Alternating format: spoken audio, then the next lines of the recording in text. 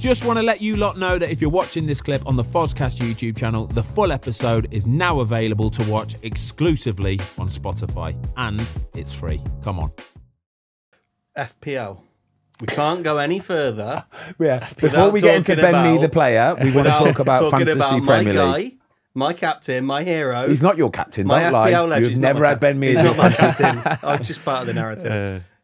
Ben Mee. Ben Mee, Fantasy Premier League legend, by the way. Do you play? Are you a player? I used to be. Yeah. I used to be. I used to give up sort of halfway through, and then I was kind of like, what's the point in doing it if I'm not going to follow it all the way through? It's not like there's no point. But yeah, I used to do it a lot. I used to be into it. Like, You know your stats last season? I did all right. I think it was my best season. Yeah, it was your best season. Fifth highest scoring defender on the game all season. 143 points. Heavy return. That's good. That's very all right good. For my price as well. I think I'm cheap, aren't I? Yeah. Now, so. Ben back in this year? Yeah, that's a yes. You're what people call a differential. Right, okay. Yeah, so you're a differential. You are, Ben. You're good value, but you more often than not give a seriously solid return for your value, right? So like I say, 143 points. I know there's a lot of people listening to this. And by the way, we're starting a Cycling GK. Well, not starting. We're carrying on a Cycling GK Super League. What's the code, by the way, Jamie? We'll put it on the screen now. We'll put it on screen now. If you're listening, the code, I'll give it to you actually. It is... it's obviously the Cycling GK Super League. It is the code to get into it is G9RCSC. We'll put it on screen now. We'll put it in the link in the description, all that kind of stuff. The season before last, we were the biggest league on the entire game. And the entire game. And I think Sky might have got the ump or something. So they set up a pundits league to become the biggest one. Well, what they did is they set up a league where you're automatically enrolled in it. Do you remember like Apple all those years ago where you were automatically given the U2 album? Yeah. Like honestly, I do remember that. Yeah, that's what it is. What Sky have done is you've automatically enrolled in their league now. So they're going to have the most people, which is a bit of a shambles, to be honest with you. Hey-ho. So a bit of an alpha for the FPL. We have like a set piece bonus, so we're big on set pieces and things like that. So hopefully we'll get a few more goals this year. And that's that good. Stuff. That's good inside knowledge. What do you mean set piece bonus? Break that down for us. Heavy on set pieces. So if we score from a set piece within a certain time, at the end of the season, the lads will get like a bonus because like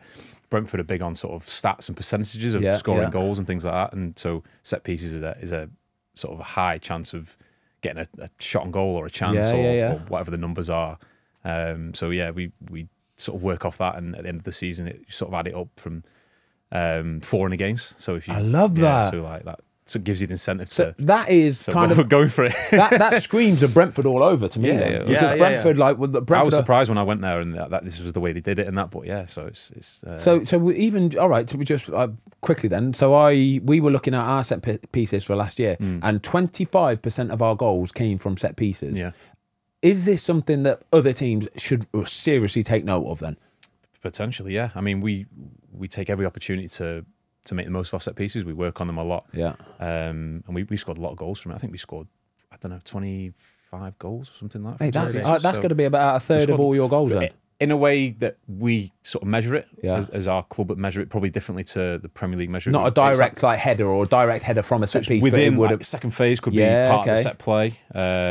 Within a certain amount of time, we sort of measure it. So if it within like 15 seconds or something like that of having a set piece, it counts as a set piece. So that's the way sort of they measure it. Surely this for you then is like when you're signing for Brentford. Surely this for you is like heaven to your ears, and like because coming from Burnley, genuinely coming from Burnley, where it's always been a team where I remember back in the day playing against Burnley, just thinking, oh for God's sake, this is going to be murder today, and it is murder. You're playing against a Sean Dyche team where you know you're going to have 6'3", 6'4" monsters, and every time a ball comes into the box, it's a pre-worked routine. It's brutal, isn't it? Well, yeah, even compared to Burnley though, we were quite conservative at Burnley compared to the way Brentford work it, because if we're 1-0 up in the 90th minute against Man City away from home, That's still going to happen. Come on, 2-1. We beat him 2-1 this season. Oh yeah, they did. Didn't they?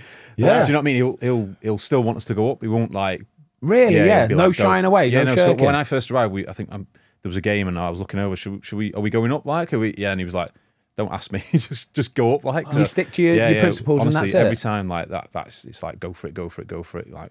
Go for the, and how, like with the stats then, because Brentford are known almost, you hear like that Moneyball type thing a few years ago and them signing players. Is that something you notice as a player? Is that a massive philosophy around the club? There is a big philosophy, but we only see sort of a small snippet of it, really. I think we get the sort of the end product of what goes into it, because they're always doing numbers, crunching numbers. The owner's really big on that, and his sort of profession and his job and company is all about the numbers. So he sort of brings that into Brentford as well. And there's a lot of work that goes in behind it. We sort of see the end bit in a presentation, sort of in the meeting room, but it's a lot of legwork goes in before that. Legwork goes into do you think? I don't mean this disrespectfully. Do you think signing a Ben Mee for Brentford do you think they've done the studying on that? Do you think they've looked at the data, the numbers, seen how many games you've played, seen what you produce in your games, and then made a signing based on that? I think so. I was obviously very different to their usual signings of young players, but I think they wanted someone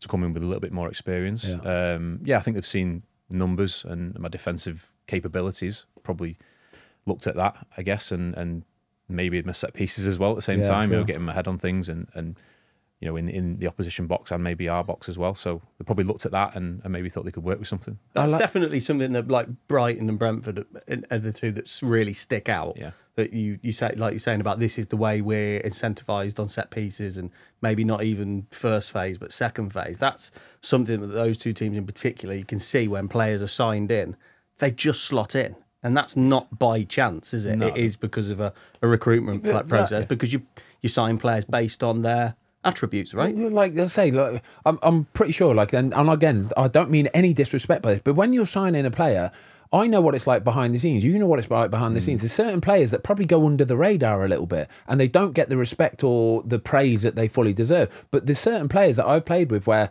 I'm like, they have to be playing on a Saturday afternoon. They might not be the biggest name, but I know what I'm going to get from them. I know I can rely on that player. So we saw a quote, didn't we, from Sean Dyche saying that Ben Mee basically is one of the most underappreciated, underrated players that play for my team. He's a bit like a Steve Bruce. Did you remember this quote? He's a bit like a Steve Bruce, basically, where he's never had an international cap. He never gets really spoke about, but he's one of the first players on the team sheet every single week. And I know how important those sort of players are. Yeah, I think they're important. I mean, sort of what I wanted through my career is to be reliable, consistent, and wanted the managers to trust me, basically, and that's how you get in a team. Yeah, that's how you stay in a team, really. And I always encourage young players to be able to gain the manager's trust and be that person that they can rely on, and that's how you get in the team. That's how you progress and move on forward. I've got a theory that I think I need 8 Ben Mees in my team. I do. I need 8 Ben Mees, and I'll give 3, maximum 3.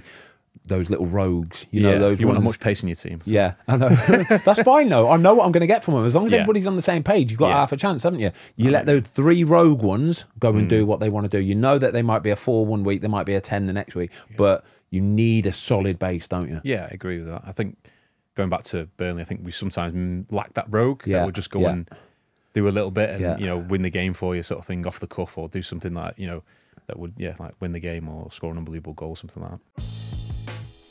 Thanks everybody for watching. We hope you enjoyed this clip of the Fozcast. If you would like to watch the full episode, it is now available exclusively on Spotify for free.